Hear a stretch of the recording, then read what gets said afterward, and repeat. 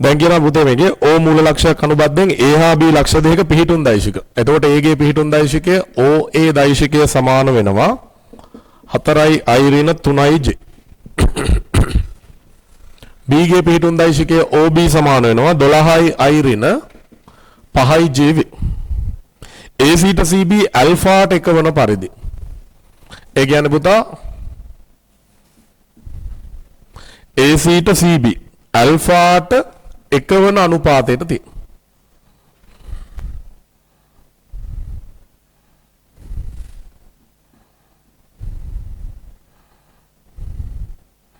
එතකොට A ගේ කණ්ඩාංක ඇත්තටම පුතේ 4,3. B ගේ කණ්ඩාංක ඇත්තටම 12,5. මේකේ C ගේ පිහිටුන් දෛශික වාට එක්කෝ දෛශික ආකලන නියමය පාවිච්චි කරලා හොයන්නත් පුළුවන්. නැත්තම් පුළුවන් පුතා මෙතන කණ්ඩාංක හොයාගත්තොත් කණ්ඩාංක ජ්‍යාමිතියෙන් අපිට කෙලින්ම ij දාලා ලියන්න පුළුවන්ද බැරිද? ඒත් පුළුවන්. පිහිටුන් දෛශිකය කියන්නේ මොකද්ද? ඕට සාපේක්ෂව ලක්ෂයක පිහිටීම. එතකොට 4 ඍණ 3කම කියන ලක්ෂයේ ඉන්න කෙනාගේ දෛශිකය වෙන්නේ මොකද්ද? 4i ධන ඍණ 3ij. B ගේ පිහිටුන් දෛශිකය වෙන්නේ 12i ඍණ 5ij. එහෙනම් මෙතනත් මම අනුපාත ක්‍රමයෙන් කණ්ඩාංකය හොයාගත්තොත් ඔයාට කෙලින්ම OC දෛශිකය මේකයි කියලා ලියන්නත් පුළුවන්. නැත්තම් ඔයාට පුළුවන් දෛශික ආකලන නියමයෙන් වෙන වෙනම යන්න. දෛශික ආකලන මම දෛශික දානක් නිසා දෛශික ආකලන නියමයෙන් ගන්නම්. එතකොට මට ලියන්න පුළුවන් පුතේ OCB ත්‍රිකෝණය.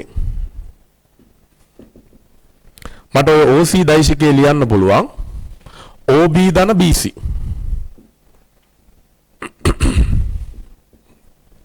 දැන් OB දන්නවා ඒ හින්දා OB ට මොනවත් කරන්නේ. හැබැයි BC මට ලියන්න පුළුවන් පුතේ BA ගේ සම්පූර්ණ අනුපාතය 1 ධන ඇල්ෆා ගෙන් බෙදුවොත්.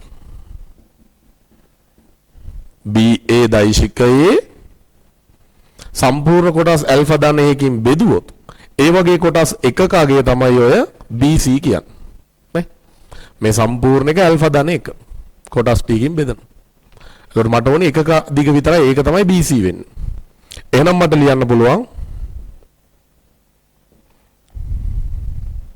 BA කියන එක ලියන්න පුළුවන් පුතේ දෙකලවර පිහිටුන් දෛශික දන්න නිසා OA ඍණ OB කියලා. මම කණ්ඩාංක ජ්‍යාමිතිනුත් හදන හැටි කියන්නම් ඔක. එතකොට OC දෛශිකය ලියන්න පුළුවන් OB 12i ඍණ 5i j. ධන 1 යට ඇල්ෆා ධන 1 OA ඍණ OB නේ. OA කියන්නේ 4i ඍණ 3i j. OB කියන්නේ 12i ඍණ 5i j නේ.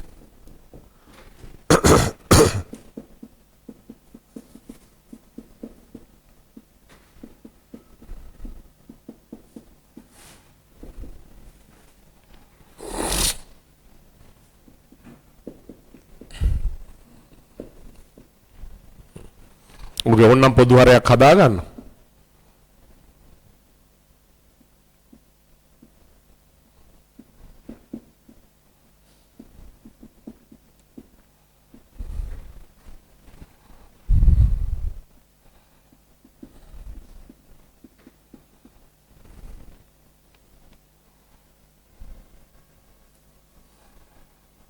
දොළහයි ඇල්ෆා ධන 12ක් එනවනේ.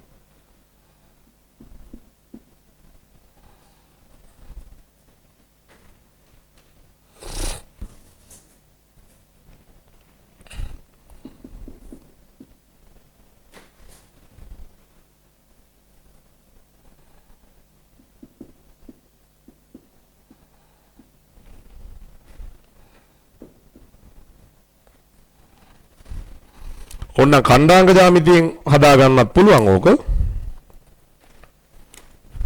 වෙනත්.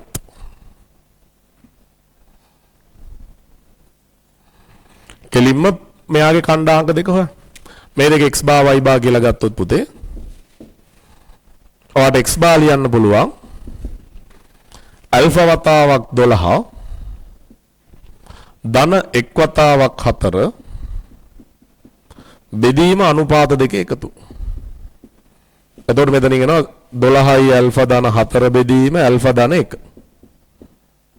ඔන්න x බා කණ්ඩාංක.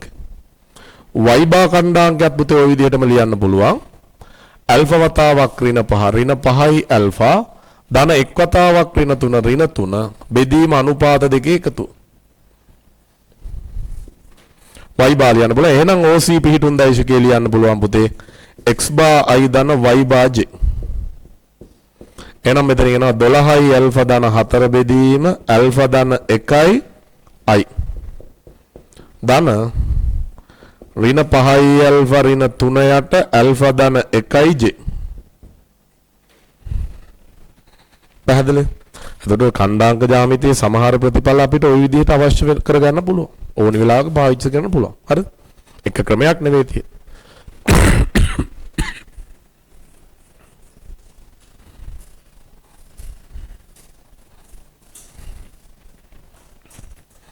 හරි. දැන් කියනවා ඒකේ ඊළඟ කොටස OC යනු OAB ත්‍රිකෝණේ AOB සමච්ඡේදකය නම්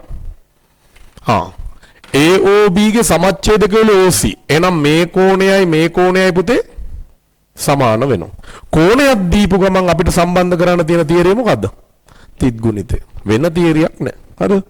අතර දෛශික අදිශ ගුණිතයේ භාවිතයෙන් ඇල්ෆා සමානයි මේ බව පෙන්වනවා. එහෙනම් මට ලියන්න පුළුවන් පුතේ මුලින් මෙයා අතර දෛශික තිත් ගුණිතය අරන් ඉමු අපි. තිත් ගුණිතය වෙන්නේ a.b සමානයි මාපාංක a මාපාංක b cos θ නේ.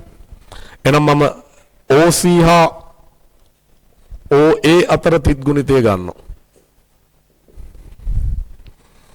OA ගේ මාපාංකය OC ගේ මාපාංකය cos θ. මේකේ cos θ උක්ත කරනවා.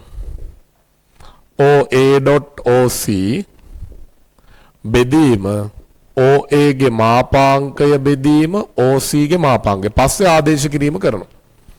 ඒ වගේම මම OB.OC ටත් තිත් ගුණිතය දානවා. OB.OC සමානයි OB ගේ මාපාංකය OC ගේ මාපාංකය cos θ. ඒකෙත් cos θ උක්ත කරනවා. OB.OC බෙදීම OB මාපාංක OC මාපාංක ආදේශ කරමු පස්සේ. දැන් දෙන්නගෙම cos අගේ එක නිසා පුතේ එක සමානයි දෙකෙන් මට ලියන්න පුළුවන් OA.OC බෙදීම OA මාපාංක OC මාපාංක OB.OC යට ලියන්න පුළුවන් OB මාපාංක OC මාපාංක. දැන් මාපාංකය කියන්නේ පුතේ නිශ්චිත අගයක්නේ. එතකොට මෙතන තියෙන්නේ ගුණිතයක් මෙතන දෛශික ගුණිතයක් තියෙනවා. හොඳ දෛශික දෙක ගුණිතයක් මේකේ OC ට OC කපන්න බෑ. හැබැයි මේ යට තියෙන්නේ අගයන් දෙකක්. එතකොට මෙහා පහ නම් මෙයත් පහ. ඒක කැපු හැකි. දැන් ඕකට මම ආදේශ කරනවා පුතේ OA.OC. දැන් OA සහ OC ගේ තිත් ගුණිතය ගන්න පුළුවන් අපිට දෛශික දන්නවා. OA කියන්නේ පුතේ 4i ඍණ 3j. එතකොට අනිත් පැත්තේ තිත් ගුණිතය එනවා OC ගේ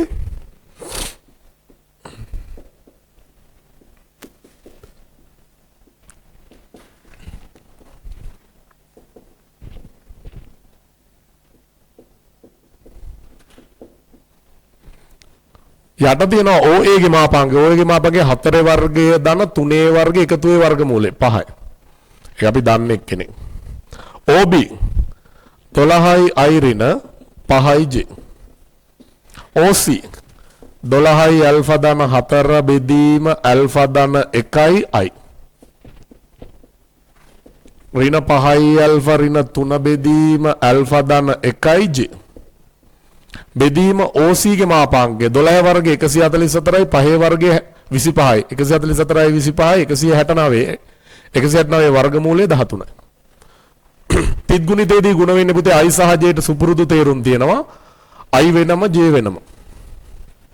අර 13 මේ පැත්තට ගන්නවා වැඩි කරනවා පුතේ 4යි 12යි ඇල්ෆා ධන 4 බෙදීම ඇල්ෆා ධන 1. ඒ දෙන්න ගුණ වෙනවා. මෙතනින් එනවා ඍණයි ඍණයි ධන වෙනවා. 5යි ඇල්ෆා ධන 3 බෙදීම ඇල්ෆා ධන 1. ඔන්න i අය වෙනම j අය වෙනම. පහෙන් වැඩි කරනවා මේ පැත්තෙත් එහෙමයි පුතේ. i වෙනම j වෙනම.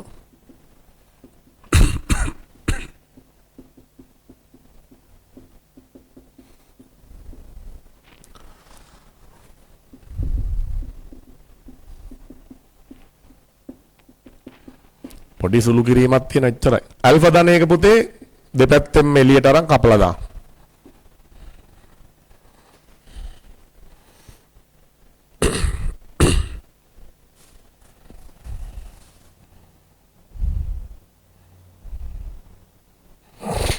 ඇල්ෆා අනිවාර්යෙන් ධන වෙන්න එපා. ඍණ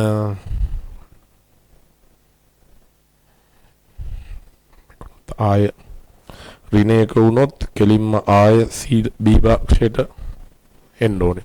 මෙතන කපන්න හේතුව තමයි ඇල්ෆා අසමානයි ඍණයක නිසා. නැත්තම් කපන්නේ නැහැ. හොඳ.